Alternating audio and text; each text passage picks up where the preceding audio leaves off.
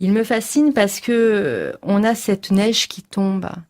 Voilà, ces gros flocons et qu'ils viennent complètement perturber la lecture de l'œuvre.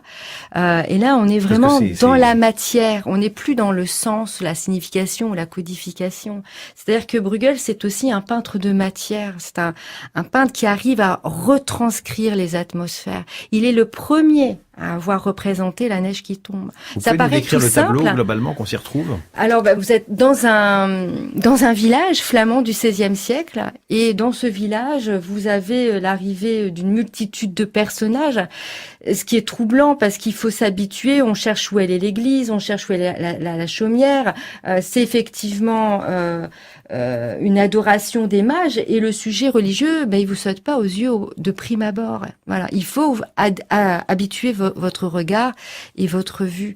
Et ça, c'est une réelle innovation de représenter, alors pas seulement la neige, mais la neige qui tombe. Parce que quand on parle de Bruegel, on pense tout de suite au paysage d'hiver, parce que quand même c'est sa marque de fabrique. Et tout est dans des tonalités finalement en camailleux, avec ces blancs qui ressortent.